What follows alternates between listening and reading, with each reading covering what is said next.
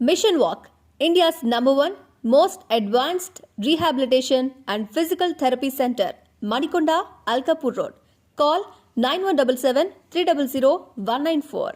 మా బ్రాంచెస్ హైదరాబాద్, ఢిల్లీ మరియు పూణేలో కలవు. నమస్తే, వెల్కమ్ టు తెలుగు రాజ్యం. నేను మోనికా. శ్రీకాంత్ గారు నమస్తే. ఒక ఇంట్రెస్టింగ్ టాపిక్ అండి. నిజాన్ని చెప్పాలంటే పవన్ కళ్యాణ్ పోటీలో దిగుతున్నారు అంటే ఫ్యామిలీ నుంచి సపోర్ట్ వస్తుందా లేదా అనే పాయింట్లో నాగబాబు ఉన్నారు కాబట్టి కూతురు నిహారిక కొంచెం యాక్టివ్గా ఉన్నట్టు తెలిసింది. బట్ అసలు చిరంజీవి గారు సపోర్ట్ చేస్తారా అనే ఒక పాయింట్ చాలా మందిలో ఉంది. రీసెంట్గా అయితే ఆయన డైరెక్ట్గా రావట్లేదు కానీ ఇండైరెక్ట్గా ఏదో సపోర్ట్ ఇస్తున్నారంట అనే టాక్స్ వచ్చాయి.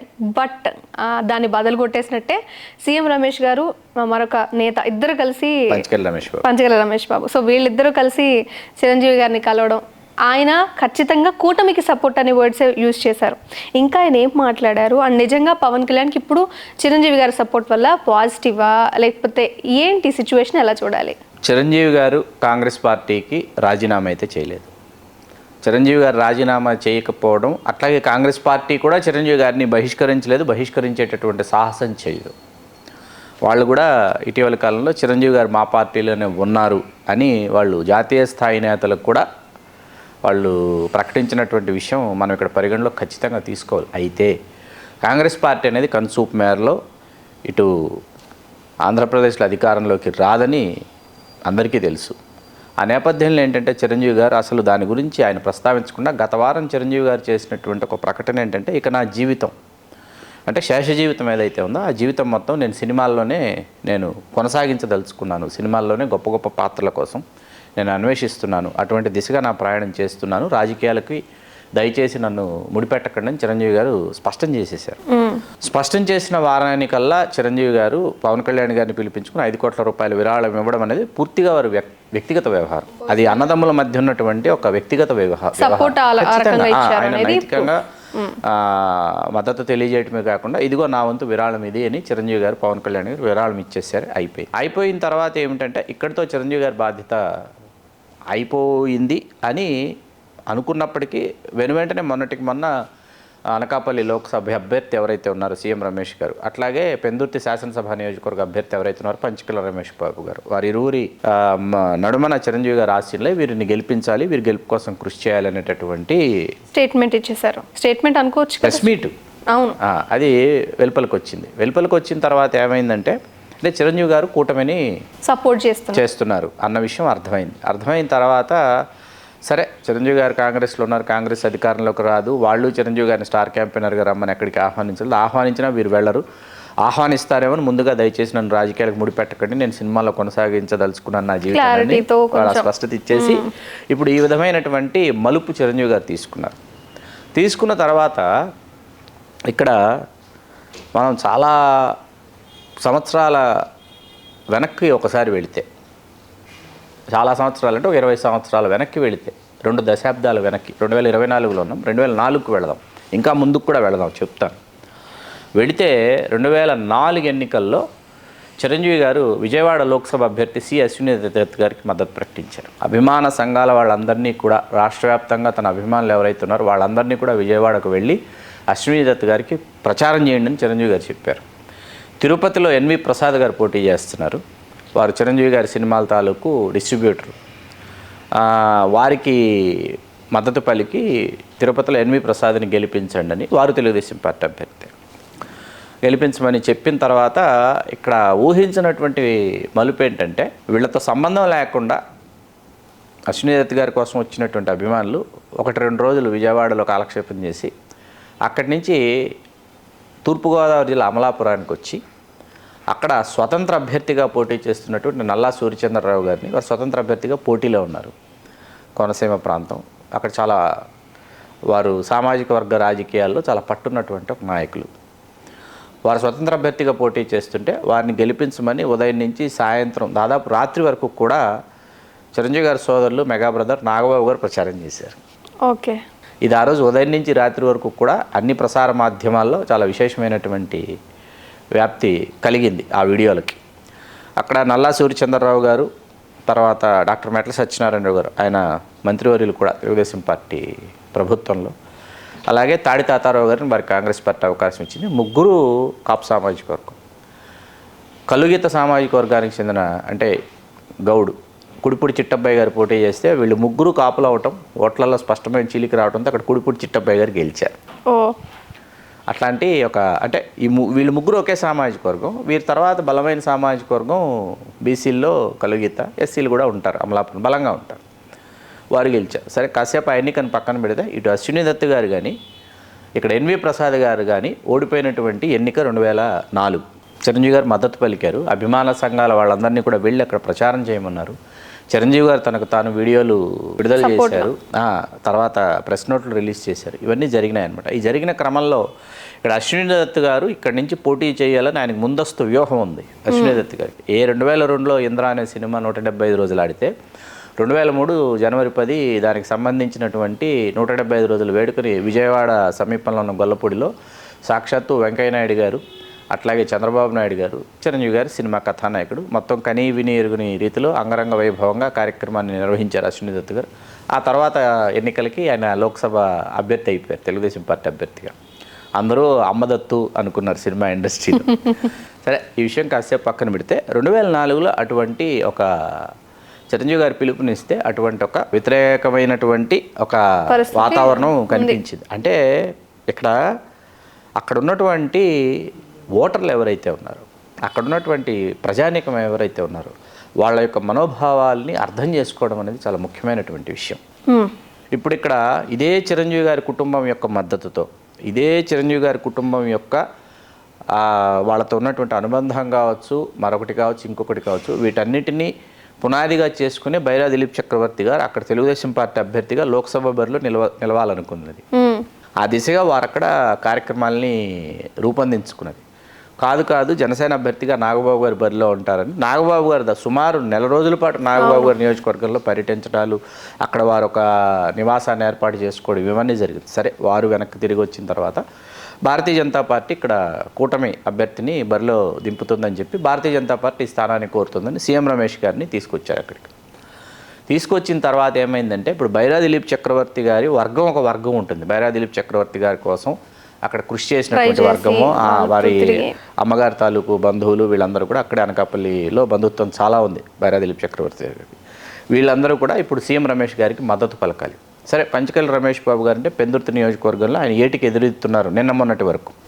బండారు సత్యనారాయణమూర్తి గారు మద్దతు తెలపడం లేదని వారు చాలా కష్ట నష్టాలని ఓర్చడం జరిగింది. చివరికి బండారు సత్యనారాయణమూర్తి గారిని మాడుగులు పంపిస్తున్నారు. కొంచెం పంచకల్ రమేష్ బాబు గారికి కొంచెం ఊపిరి సలిపినట్టు అయింది. అట్లాగే చిరంజీవి గారి యొక్క మద్దతు, ఆ మాటల మద్దతు ఇవన్నీ కూడా పంచకల్ రమేష్ బాబు గారికి కొంత స్వాంతనని కలిగిస్తున్నటువంటి నేపథ్యంలో ఏంటంటే చిరంజీవి గారి యొక్క స్టాండ్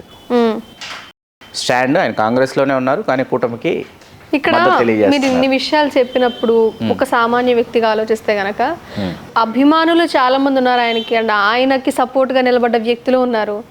ఇక రాజకీయాలు అంటే ఈ కూటమి లేకపోతే ఈ అభ్యర్థి పక్కన పెట్టేసి ఆయన దగ్గరికి ఎవరైతే వచ్చారో లేకపోతే ఆయనకి ఎవరైతే నచ్చారో వాళ్ళకి సపోర్ట్ చేయడం అనేది కామన్ థింగ్. బట్ ఒక కాంగ్రెస్లో ఉన్నారు అని ఒక్క విషయంలో ఎటు కాకుండా పోయారే అన్న అంటే భవిష్యత్తులో కాంగ్రెస్ పార్టీ అధికారంలోకి వస్తుందేమో ఎప్పటికైనా అనేటటువంటిది ఒక ఆశ ఉంటుంది ఎవరికైనా.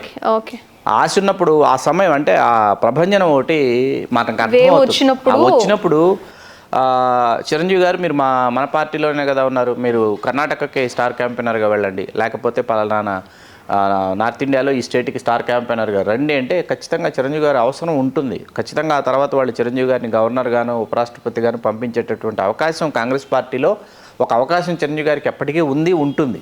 దాన్ని వదులుకోవడం అయితే ఇష్టం లేదు. దాన్ని అట్లా ఆ ఆప్షన్ అలా ఉంచారు, ఆప్షనల్గా దాన్ని అట్లా ఉంచేశారు అనమాట.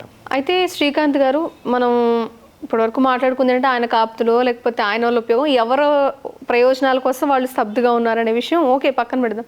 సరే ఆయన ఆల్రెడీ ప్రజారాజ్యంలో ఉన్నారు కదా, ఆయన అప్పుడు ప్రజారాజ్యంలో గెలిచి కూడా కాంగ్రెస్లో విలీనం చేయడం అంటే సొంతగా ఆయనకు ఒక స్టాండ్ పెట్టుకోకుండా తీసుకెళ్ళి అంటే ఆ సిచ్యువేషన్ ఒకసారి రాజకీయంగా గమనిస్తే ఏంటి పరిస్థితి, ఎందుకు అలా జరిగింది, అండ్ ఇప్పుడు ఒక స్తబ్దుగా ఉండే స్థితికి వచ్చింది దానికి కారణం అదేనా డౌట్. ఇక్కడ వంగవీటి మోహన్ రంగారావు గారి హత్యోదంతం జరిగిన తర్వాత అప్పుడు జరిగినటువంటి విధ్వంసకాండ కావచ్చు, మీకు 11 జిల్లాలు 14 రోజుల పాటు కర్ఫ్యూ విధించినటువంటి నేపథ్యం అది. ఆ తర్వాత ఏమైందంటే బలంగా ఉన్నటువంటి సామాజిక వర్గం ఏదైతే ఉందో చిరంజీవి గారి సామాజిక వర్గం కావచ్చు, చిరంజీవి గారితో పాటు అధికారంలోకి చిరంజీవి గారి సామాజిక వర్గం వస్తే ఇతర శ్రామిక కులాలు ఏవైతే ఉన్నాయో వీళ్ళు కూడా అధికారానికి మేము చాలా దగ్గర అవుతాము అనేటటువంటి ఒక భావన వీళ్ళలో బలంగా ఉంది. కొన్ని సామాజిక వర్గాలకు చెందినటువంటి ముఖ్యులు, నాయకులు, మరీ ముఖ్యంగా వీరిలో కాపునాడు నాయకులు మిర్యాల వెంకట్రావు గారు, ఆకుల శివనాయుడు గారు, వీళ్ళందరూ కూడా చిరంజీవి గారిని ఒకసారి వీళ్ళందరూ ముఠామేస్త్రి సినిమా షూటింగ్ సమయంలో చిరంజీవి గారిని అన్నపూర్ణ 7 ఏకర్స్లో అదే టైటిల్ సాంగ్ ఈ పేటకి నేనే మేస్త్రి జరుగుతున్న సందర్భంగా వీరు కలిశారు చిరంజీవి గారిని. కలిసిన తర్వాత కడప నుంచి ఎంవిఎస్ మూర్తి గారు, డాక్టర్ ఎస్ వెంకటేశ్వరరావు గారు ఇత్యాదులందరూ కూడా చిరంజీవి గారిని కలిసినటువంటి బృందంలో చాలామంది ఉన్నారు. నాకు గుర్తున్నటువంటి పేర్లు చెప్పాను నేను. సంగీత వెంకటరెడ్డి గారు కూడా చాలా ముఖ్యమైన కాంగ్రెస్ పార్టీ అధికారంలో ఉంది, ఆయన రాష్ట్ర మంత్రిగా కూడా ఉన్నారు. కలిసి వీరు తెలియజేసింది ఏంటంటే చిరంజీవి గారిని క్రియాశీలక రాజకీయాలకు రావాలని చెప్పి వీళ్ళు ఆహ్వానిస్తే చిరంజీవి గారు లేదు నాకు ఇంకా చాలా భవిష్యత్తు ఉంది, 78లో నా కెరీర్ ప్రారంభిస్తే 90-91 ఆ సంవత్సరాలు అనమాట. ఈ 12-13 ఏళ్ల కెరీర్లో నేను వెంటనే రాజకీయాల్లోకి వస్తే అసలు రావటం సమంజసం కాదు, ఎందుకంటే అప్పటికి ఇంకా ఎన్టీ రామారావు గారు ప్రతిపక్ష నేతగా ఉన్నారు, తెలుగుదేశం పార్టీకి సానుకూల వాతావరణం ఒకటి బయలుదేరింది. సో ఆ సిచ్యువేషన్లో ఒక స్టార్ చాలా సున్నితంగా చిరంజీవి గారు తిరస్కరించిన తర్వాత వీళ్ళందరూ కూడా చిరంజీవి గారిని విడిచిపెట్టాల. వీళ్ళందరూ ఆ తర్వాత మద్రాసులో అప్పటికింకా చిరంజీవి గారు హైదరాబాద్కి షిఫ్ట్ కాలేదు, మద్రాసులోనే ఉన్నారు, ప్రస్తుత చెన్నై. మద్రాసుకి వీళ్ళందరూ వెళితే వీళ్ళందరూ వచ్చిన సందర్భంగా అక్కడ చిరంజీవి గారు వీళ్ళందరికీ లంచ్ హోస్ట్ చేసినటువంటి విషయం కూడా మనకు తెలుసు. ఇదంతా జరిగిన తర్వాత ఏమైందంటే మీకు ఘరానా మొగుడు, ముఠామేస్త్రి కంటే ముందు ఘరానా మొగుడు శతదినోత్సవ వేడుక ఒకటి జరిగింది. ఆ శతదినోత్సవ వేడుక గుంటూరు స్టేడియంలో జరిగితే మీకు 3 లక్షల మంది ఆ రోజు లోపల ఉన్నారు, స్టేడియం లోపల దాదాపు 1,00,000 మంది బయట వెలుపులు ఉన్నారనమాట. దీని గురించి జాతీయ మీడియా అప్పుడు ప్రధానమంత్రి పివి నరసింహారావు వారికి నివేదిక పంపించింది. ఇంత జనాకర్షణ కలిగినటువంటి నాయకుడు మీన్స్ సినిమా కళాకారుడికి ఇంత జనాకర్షణ ఎన్టీ రామారావు గారి తర్వాత వీరికి ఉంది, వీరు క్రియాశీలక రాజకీయాల్లోకి వస్తే చాలా బాగుంటుందని వారికి నివేదికలు పంపించారు. పివి నరసింహారావు గారు ఆంధ్రప్రదేశ్ నుంచి చిరంజీవి గారిని, తమిళనాడు నుంచి రజనీకాంత్ గారిని రాజకీయాల్లోకి ఆహ్వానించారు. ససేమిరా ఇరువురు నిర్ద్వంద్వంగా తిరస్కరించారు. సరే, దీనిని మళ్ళీ అటు చేసి ఏం చేశారంటే దాసనారాయణరావు గారు కోర్టులో బాలేశారు. అప్పటికి ఇంకా ఉదయం దినపత్రిక చాలా యాక్టివ్గా ఉంది. దాసనారాయణరావు గారు అట్లాగే మాగుంట సుబ్బరామరెడ్డి గారికి విక్రయించడం ఏదో జరిగింది. అయితే దాసనారాయణరావు గారు ఒక పోల్ నిర్వహించారు ఉదయం దినపత్రికలో. ప్రతిరోజు చిరంజీవి గారికి సంబంధించి ఒక పోల్ అనమాట. ఆ పోలు ఎలా నిర్వహించారంటే చిరంజీవి గారు క్రియాశీలక రాజకీయాలకు రావాలా, వస్తే ఏదైనా పార్టీలో చేరాలా, లేకపోతే కొత్త పార్టీ నెలకొల్పాలా, ఇట్లాంటి ఒక పోల్ నిర్వహించారు. పోల్ నిర్వహించిన తర్వాత 72% చిరంజీవి గారు సొంత పార్టీ నెలకొల్పి క్రియాశీలక రాజకీయాలకు వస్తే బాగుంటుంది, అయితే ఇప్పుడు కాదు అని తెలియజేశారు. ఎందుకు ప్రస్తావించాల్సి వచ్చిందంటే ఇది పునాది, చిరంజీవి గారు క్రియాశీలక రాజకీయాలకు రావాలి అని అనుకోవడానికి ఇది ఒక పునాది. స్టార్టింగ్ జరిగిన సిచ్యువేషన్ ఇది, ఆయన పొలిటికల్ ఎంట్రీకి ఇదొక పూర్వరంగం అనుకోవచ్చు. 2007కి వచ్చేటప్పటికి, అంటే 2004 ముందే ఇంద్ర, ట్యాగూర్, 2002 ఇంద్ర, 2003 ట్యాగూర్ స్థాయి. ఆ సమయానికి ఏంటంటే చిరంజీవి గారి ప్రభ మీకు ఏంటంటే మధ్యందిన మార్తాండుడిలాగా వెలిగిపోతున్నారు. పైగా చిరంజీవి చారిటబుల్ ట్రస్ట్ చేస్తున్నటువంటి సేవా కార్యక్రమాలు, ఇరు తెలుగు రాష్ట్రాల్లో రక్తదాన కార్యక్రమాలు, నేత్రదాన కార్యక్రమాలు ఒక ఉద్యమంలాగా రూపుదాల్చి వాటి యొక్క ఆవశ్యకతను పూర్తిగా చాటినటువంటి ఒక సమయం. అట్లాగే 2006లో చిరంజీవి గారికి పద్మభూషణ్ పురస్కారం డాక్టర్ వైఎస్ రాజశేఖర రెడ్డి గారు ముఖ్యమంత్రిగా ఉన్నప్పుడు కాంగ్రెస్ పార్టీ ప్రభుత్వంలో వచ్చింది. ఇవన్నీ ఎందుకు మనం గుర్తు చేసుకోవాల్సి వస్తుందంటే దాసనారాయణరావు గారు, చిరంజీవి గారు వారి ఇరువురి మధ్య ఉన్నటువంటి దూరపు బంధుత్వం కావచ్చు, దగ్గర బంధుత్వం కావచ్చు, అది కాంగ్రెస్ అధిష్టానానికి తెలుసు. దాసనారాయణరావు గారు కూడా జనాకర్షణ కలిగినటువంటి ఒక సినిమా పరిశ్రమకు చెందిన ఒక పెద్ద మనిషి.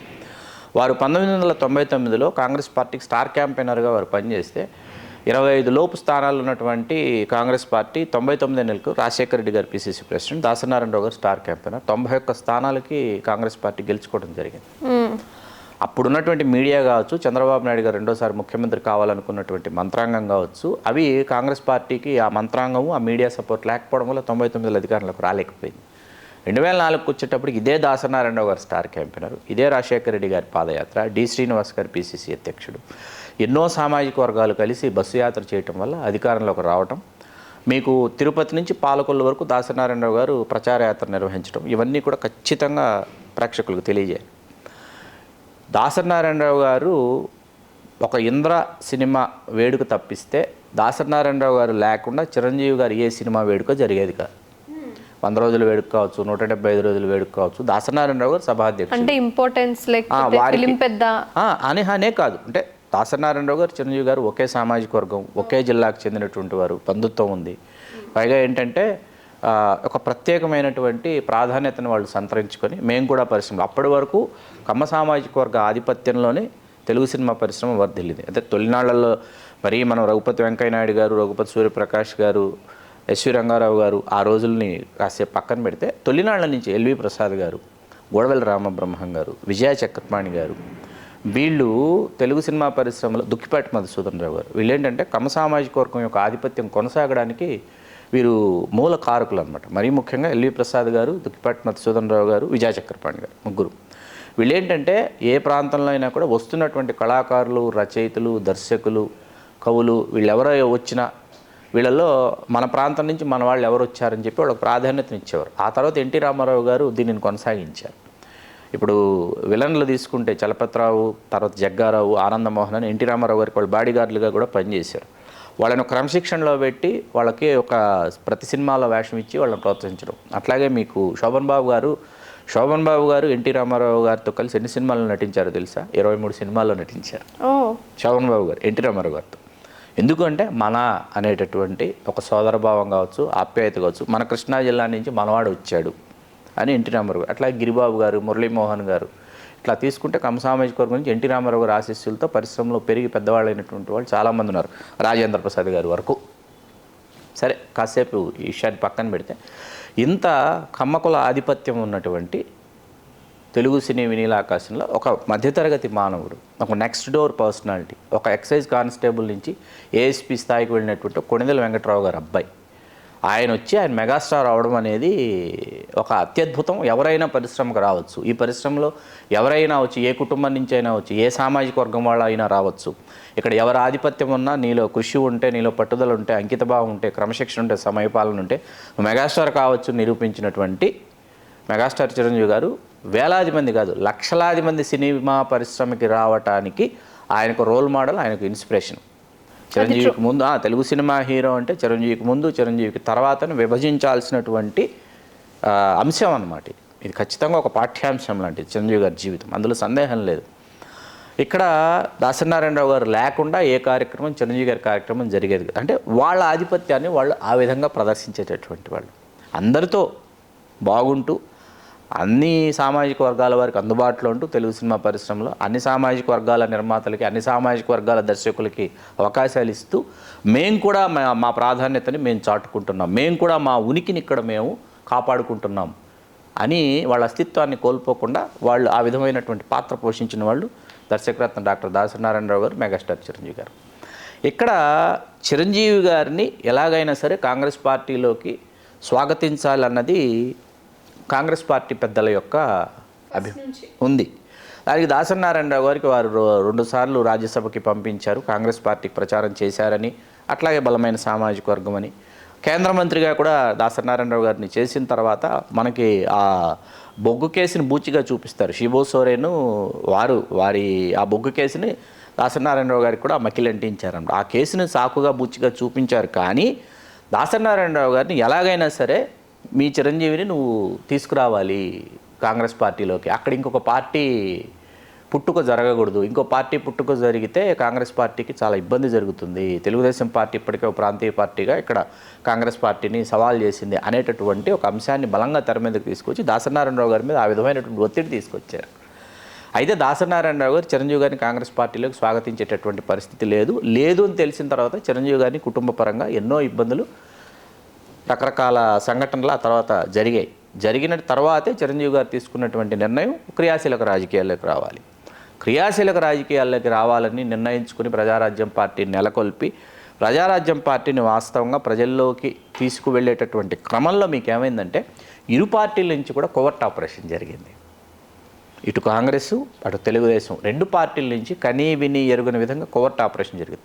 ఒక 70 నుంచి 80 స్థానాలు అంటే గెలిచిన 18 పక్కన పెడితే మరొక 70 నుంచి 80 స్థానాలలో ఖచ్చితంగా ప్రజారాజ్యం పార్టీ విజయం సాధించేటటువంటి పరిస్థితి. ఒకసారి మనం జాబితా తీసుకొని చూస్తే గెలిచిన 18 పక్కన పెడితే 45 నియోజకవర్గాల్లో ద్వితీయ స్థానంలో ప్రజారాజ్యం పార్టీ కనిపిస్తుంది. Second place, not third place, second ప్లేస్లో కనిపిస్తుంది. 18%, 17 to 18% ఓట్ షేరు, 18 మంది శాసనసభ్యులు, 74 లక్షల పైచిలకు 75 లక్షల లోపు ఓటర్లు ఓటు వేసినటువంటి party. 18%, 18 members legislative council members, assembly members and also 75 lakh votes అనేది it's not a ordinary number, it's huge number అన్నమాట. ఇంత చేసి కూడా చిరంజీవి గారు అసలు కాంగ్రెస్లో కలపడానికి పాయింట్ ఇప్పటి వరకు ఇంత విని అసలు పాయింట్కి రాకపోతే చాలా ఇదిగా ఉంటుంది. ఎందుకు కాంగ్రెస్లో గెలిపారు? దానికి కర్త ఎవరు? అంటే ఒక రాజకీయ పార్టీని నెలకొల్పి దాన్ని కొనసాగించడం అనేది ఎంత కష్టసాధ్యమైనటువంటి విషయం అనేది మరికొంత సంయమనం పాటించి ఓపికగా ఉండి ఉన్నట్లయితే చాలా బాగుండేదని రాజకీయ విశ్లేషకులు చాలామంది ఇవాళకి భావిస్తారు. ఇక్కడ మౌనిక 2009లో చిరంజీవి గారి పార్టీని నెలకొల్పకూడదు అని భావించినటువంటి వారిలో సోషలిస్టు నేత తొలపాటి సత్యనారాయణ గారు, అట్లాగే ఏబీకే ప్రసాద్ గారు, డాక్టర్ నందమూరి లక్ష్మీపార్వతి గారు వీరు స్వయంగా నాతో ఇది సరైన సమయం కాదు అన్న తర్వాత నేను నాగబాబు గారితో లక్ష్మీపార్వతి గారు వాళ్ళ ఇరువురిని ఫోన్లో సంభాషించారు. లక్ష్మీపార్వతి గారు వాస్తవానికి వారు చిరంజీవి గారితోనే మాట్లాడాలని చిరంజీవి గారి తండ్రి గారి అబ్దికం అంటే 11 రోజుల కార్యక్రమం ఏదైతే అయిన తర్వాత స్వయంగా వారిని చిరంజీవి గారి నివాసానికి అంటే వాళ్ళ అమ్మగారి నివాసానికి అంజనాదేవి గారు ఉంటున్నటువంటి నివాసానికి లక్ష్మీపార్వతి గారిని నేనే తోడుకుని వెళ్ళిన తర్వాత ఆవిడ వారిని పరామర్శించిన తర్వాత చిరంజీవి గారు అక్కడున్నా వారు మాట్లాడాలనుకున్నా కూడా చిరంజీవి గారితో విషయం అది సమయం సందర్భం కాదు కాబట్టి ఆవిడ ప్రస్తావించాల లక్ష్మీపార్వతి గారు. ఆ తర్వాత నాగబాబు గారితో ఫోన్లో సంభాషించారు. ఎందుకు సరైన సమయం కాదంటే బలమైనటువంటి ముఖ్యమంత్రి డాక్టర్ వైఎస్ రాజశేఖర రెడ్డి గారు ఆవురావురమంటున్నటువంటి ఆకలితో 1984 నుంచి ఎదురు చూస్తున్నారు రాజశేఖర రెడ్డి గారు. 1984 అంటే 85 ఎన్నికల నాటికి రాజశేఖర రెడ్డి గారు తన 34 ఏళ్ల వయసులో ప్రదేశ్ కాంగ్రెస్ కమిటీ అధ్యక్షుడు, పిసిసి అధ్యక్షుడు ఫస్ట్ 34 years ఆయన. అప్పటి నుంచి ఆయన ఎప్పటికైనా నేను ముఖ్యమంత్రి కాకపోతానని ప్రయత్నిస్తున్నటువంటి ఒక నేత. 89 to 94 మధ్యలో ఒకసారి చాలా గట్టిగా ప్రయత్నించారు. అయితే పివి నరసింహారావు గారు పడనివ్వల. జనార్దన్ రెడ్డి గారి తర్వాత విజయభాస్కర్ రెడ్డి గారికి అవకాశం ఇచ్చారు, రాజశేఖర రెడ్డి గారికి లేదని చెప్పారు. 99 ఎన్నికలకి ఖచ్చితంగా అధికారంలోకి వచ్చేస్తాం అనుకున్న కాంగ్రెస్ పార్టీ అధికారంలోకి రాలేదు. రాజశేఖర రెడ్డి గారు పిసిసి ప్రెసిడెంట్. ఆ తర్వాత 2004లో అవకాశం వస్తే ఆ పరంపర ఎలాగుందంటే రాజశేఖర రెడ్డి గారు తన వర్గం అంటే కులం కాదు ఇక్కడ, తన సామాజిక వర్గం, తన వర్గం, తనని నమ్మొచ్చినటువంటి వ్యక్తులు నాయకులు వాళ్ళందరితో ఏంటంటే ఒక బలమైనటువంటి వ్యవస్థని రూపొందించుకొని వారు ఒక అప్రతిహితమైనటువంటి ఒక ప్రయాణాన్ని కొనసాగిస్తున్నటువంటి ఒక సమయం. కె చంద్రశేఖరరావు గారు ఇక్కడ తెలంగాణ రాష్ట్రం కోసం ఒక భావోద్వేగమైనటువంటి ఒక సందర్భాన్ని, చారిత్రక పరిణామ సందర్భాన్ని ఇక్కడ వారు సృష్టించేసినటువంటి సందర్భం. ఇదే సమయంలో డాక్టర్ వైఎస్ రాజశేఖర రెడ్డి గారు ఏం చేశారంటే నియోజకవర్గాల పునర్విభజనకు తెరతీశారు.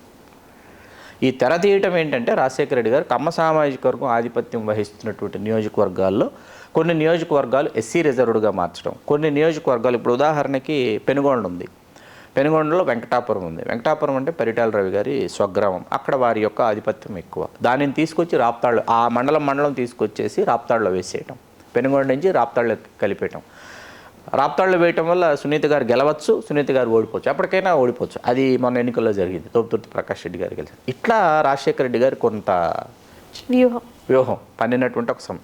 ఈ సమయంలో ఒక కొత్త ప్రాంతీయ పార్టీ అంటే దానిని ఎంతవరకు ప్రజలు చేస్తారనేది తొలపాటి సత్యనారాయణ, ఏబీకే ప్రసాద్ గారు, లక్ష్మీపార్వతి గారు స్పష్టంగా దీన్ని తెలియజేశారు. చాలామంది రాజకీయ మేధావులు, పెంటపాటి పుల్లారావు గారు ఇట్లాంటి వాళ్ళందరూ కూడా ఇది సరైన సమయం కాదు, 2014 వరకు వేచి చూద్దాం అన్నారు.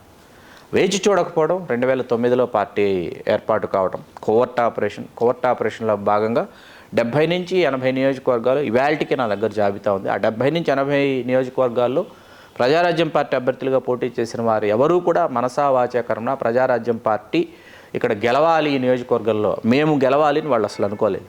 వాళ్ళు ఇక్కడ బీఫారాలు తీసుకున్నారు, ఇక్కడ ఏవేవో కల్లిబొల్లి కబుర్లు చెప్పారు, మాయమాటలు చెప్పారు, బీఫారాలు తీసుకున్నారు, అక్కడికి వెళ్ళారు. అక్కడ ఏ విధంగా కూడా పార్టీని వాళ్ళు బలోపేతం చేయలేదు. అసలు ఎన్నికల్లో వాళ్ళు అసలు ఎవరికి అందుబాటులో ఉండేవాళ్ళు కాదు. ప్రజలందరూ వెళ్ళి, అభిమానులు వెళ్ళి, కార్యకర్తలు వెళ్తే వాళ్ళు అసలు అందుబాటులో ఉండేవాళ్ళు కాదు. అసలు ప్రచారంలో ఎక్కడ పాల్గొనేటటువంటి పరిస్థితులు కూడా లేని నియోజకవర్గాలు 70 నుంచి 80 ఉన్నాయి. ఇంకా మనం ప్రయత్నిస్తే అప్పుడు గెలిచే ఖచ్చితంగా అంటే ఆయన మీకు సంకీర్ణం ఏర్పడిపోయి ఖచ్చితంగా తప్పనిసరి పరిస్థితుల్లో చిరంజీవి గారిని ముఖ్యమంత్రిగా పీఠం మీద కూర్చోబెట్టేటటువంటి ఒక పరిస్థితి ఏర్పడిపోయింది.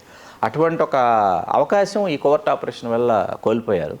ఆ తర్వాత పార్టీని కొనసాగించి ఉన్నట్టయితే ఖచ్చితంగా భవిష్యత్తులో అదొక రాజకీయ సంచలనం అయ్యేది, సామాజిక విప్లవం అయ్యేది. కాంగ్రెస్ పార్టీలో విలీనం చేసి తిరుపతికి రాజీనామా చేసి రాజ్యసభకి నామినేట్ అయ్యి అక్కడి నుంచి కేంద్ర మంత్రి కావటం అనేది ఇంకా అక్కడి నుంచి ఏమైపోయిందంటే చిరంజీవి గారితో పాటు కలిసి ప్రయాణం చేసినటువంటి ఒక సమూహం, ఒక ప్రజా సమూహం కావచ్చు, ఒక అభిమాన సమూహం కావచ్చు, వీళ్ళందరూ కూడా ఏంటంటే నిస్తేజానికి, స్తబ్దతకు లోనైపోయారు. ఆ నిస్తేజానికి, స్తబ్దతకు లోనైనటువంటి దాని తాలూకు ఫలితాలు ఏవైతే ఉన్నాయో ఆ ఫలితాలు ఇప్పటివరకు రాజ్యాధికారానికి సామాజిక వర్గం చేరువు కాకపోవడానికి ఒక బలమైనటువంటి కారణం అని ముందడుగు వేయకపోవడానికి కూడా సినిమా ఫంక్షన్ అనేటప్పటికీ, లేకపోతే చిరంజీవి గారు, పవన్ కళ్యాణ్ గారు, రామ్ చరణ్ గారు వెలుపలికి వస్తున్నారు అనేటప్పటికీ ఊగుతున్నటువంటి లక్షలాది సందోహం, ఆ జన సమూహం ఏదైతే ఉందో అది ఓట్లగా ఎందుకు మారటం లేదు అంటే అది ఓట్లగా మారటానికి ఒక వ్యవస్థ పనిచేయాలి. ఆ వ్యవస్థ లేదు, ఆ వ్యవస్థాగతంగా నిర్మాణం జరగలేదు. వ్యవస్థాగతంగా ఎప్పుడైతే నిర్మాణం జరగదో, మీకు ఎప్పుడైతే ఒక క్రమశిక్షణ లేదో ఖచ్చితంగా అప్పుడు మీకు ఇటువంటి ఫలితాలు వస్తాయి. సో స్వతంత్రంగా ఆయనకు నచ్చి తీసుకున్న నిర్ణయమే అది అప్పుడున్న పరిస్థితిని బట్టి. కానీ మీరు ఎన్ని చెప్పినప్పటికీ ఒక ఫిలిం స్టార్గా ఆయన చూసే వాళ్ళకి మాత్రం ఆయన రాజకీయాల నుంచి తప్పుకోవడం ఒక మంచి పరిణామంగా, ఆయన లైఫ్ స్టైల్ ఒక డిఫరెంట్ వేలో వెళ్ళటం కూడా చాలా మందికి నచ్చింది. బట్ అంటే నా మటుకు నాకు ఏమనిపిస్తుందంటే కోట్లాది మంది తమ ఆశలు ఏవైతే ఉన్నాయో, తమ నమ్మకాలు ఏవైతే ఉన్నాయో, తమ ఆశయాలు ఏవైతే ఉన్నాయో అవన్నీ కూడా చిరంజీవి గారు నెరవేర్చేస్తారని చిరంజీవి గారి భుజస్కంధాల మీద వాటిని మోపేసి వారు భరించలేనటువంటి ఒత్తిడిని, భారాన్ని చిరంజీవి గారి మీద మోపారని నేను ఇప్పటికి భావిస్తాను. ఖచ్చితంగా. ఎందుకంటే ఆయన తప్పుకోవడం కూడా అంత భారం భరించలేకే తప్పుకుని ఉండొచ్చు కదా అనే పాయింట్ ఖచ్చితంగా వస్తుంది. ఎనీవే, మొత్తానికి అసలు పరిణామాలు అప్పుడు ఏ విధంగా ఉన్నాయి, అసలు చిరంజీవి గారు పార్టీ ఎందుకు పెట్టారు అండ్ పార్టీ ఎందుకు విలీనం చేశారంటే ఇప్పుడు ఒక పర్సన్ మీద ఒక పోస్టో లేకపోతే ఒక బాధ్యత పెట్టడం వేరు, అది వాళ్ళు నిర్వర్తించాలంటే వాళ్ళకి అంత టైం ఉండాలి, ఆ స్పేస్ ఉండాలి, అంత పలుకుబడి వర్గం అన్నీ ఉండాలి. అవి లేకుండా జరగడం వల్ల ఇలాంటి పరిస్థితులు ఎదురవుతాయి అనే దానికి ఏం జరిగిందా ఆ రోజు అనే క్లియర్ ఇన్ఫర్మేషన్ అయితే ఇచ్చారు. అండ్ అని సామాజిక వర్గ పరంగా జరిగిందా లేదా నేషనలా, ఇంటర్నేషనల్, ఏ రేంజ్లో అంటే నేషనల్ వైడ్గా కూడా ఆయనకి రావాలి రాజకీయాల్లో అనే వర్షన్ కావచ్చు. ఇప్పటికీ ఆయన పార్టీ నుంచి వెళ్లకుండా ఉండడానికి కారణం, కాంగ్రెస్లో ఉండడానికి కారణాలు ఏవైతే ఉన్నాయో అవి ఆయనకున్న చరిష్మా, ఆయనకున్న ఫ్యాన్ బేస్, ఆయన మీద జనాలకున్న నమ్మకం, ఇవే నడిపిస్తున్నాయి ప్రస్తుతానికి. సీఎం రమేష్ గారు, పంచకర్ల ఇద్దరు రమేష్లు అని అనుకోవచ్చు కదా శ్రీకాంత్ గారు, వాళ్ళిద్దరూ వెళ్ళి కలవడం, వాళ్ళకి సపోర్ట్ గారు చిరంజీవి గారు మాట్లాడడం, ఇప్పుడు మరింత మంది కోసం ఇంకేమి ప్రెస్ మీట్లు పెడతారని కూడా ఎదురు చూస్తున్నారు అందరూ. కూటమిలో ఇంకెవరికైనా సపోర్ట్ చేస్తారనే పాయింటే కదా శ్రీకాంత్. సో ఇలాంటి సిచ్యువేషన్ అయితే నెలకొని ఉంది. బ్యాక్గ్రౌండ్ ఎంత ఉన్నప్పటికీ ఆయన సపోర్ట్ ఎంతవరకు కిక్ ఇస్తుంది, అది ఓట్లుగా కన్వర్ట్ అవుతుందా లేకపోతే ఆయన బాధ్యతగా ఆయన చేస్తున్నారు అనేది అయితే మాత్రం ఓట్ వచ్చిన తర్వాత మనం డిసైడ్ అవ్వాలి. అంతే కదా శ్రీకాంత్ గారు, దీనికి ముందు మనం డిసైడ్ చేయలేని సిచ్యువేషన్. ఓకే శ్రీకాంత్ గారు, thank you. You are welcome Mounika. Yes, మొత్తానికైతే మాత్రం చిరంజీవి గారు మాట్లాడరు అని అనుకున్న టైంలో ఏమో నేతల వల్లే కావచ్చు లేదా ఆయనే మాట్లాడాలనుకుంటేనే బయటకు వచ్చిన సిచ్యువేషన్ అయి ఉండొచ్చు. ఒక ప్రెస్ మీట్ అయితే వచ్చింది. ఈ 20 రోజులు కూడా లేదనుకుంటా, ఒక 19 రోజులు 18 రోజుల సమయం ఉంది. ఈ సమయంలో ఇంకా ఎన్ని మార్పులు జరుగుతాయి అన్ని మీకు అందిస్తూనే ఉంటాం. సో కీప్ వాచింగ్ తెలుగు రాజ్యం. థ్యాంక్ యూ శ్రీకాంత్ గారు. నమస్తే, నేను మౌనిక. తెలుగు రాజ్యం ఇక ఊరూరా రాబోతోంది. దినదిన ప్రవర్ధమానమవుతున్న తెలుగు రాజ్యం ఛానల్కు 2 తెలుగు రాష్ట్రాల్లోని 42 లోక్సభ నియోజకవర్గాల నుంచి న్యూస్ కంట్రిబ్యూటర్స్గా వ్యవహరించడానికి యువతను ఆహ్వానిస్తోంది. జర్నలిజం పట్ల ఆసక్తి, కనీస సామాజిక రాజకీయ పరిజ్ఞానం, స్థానిక పరిస్థితులపై మంచి అవగాహన, స్థానిక పరిచయాలు, గౌరవప్రదమైన జీవనం ఉంటే సరికొత్త సామాజిక విప్లవంలో మీరు కూడా భాగస్వాములు కావచ్చు. మీ అంతరంగాన్ని ఆవిష్కరించవచ్చు. ప్రతి లోక్సభ నియోజకవర్గ పరిధిలో 2కి అవకాశం ఉంటుంది. 30 నుంచి 35 ఏళ్ల మధ్య వయస్కులై జర్నలిజం పట్ల అభిరుచి, ఆసక్తి కలిగిన యువతి యువకులు తమ వివరాలు, జీవన విధానం, ఆసక్తి గల ప్రాంతం పాస్పోర్ట్ ఫోటోతో కలిపి ఈ దిగువన నంబర్కు వాట్సాప్ చేయొచ్చు. నంబర్ 8125150555.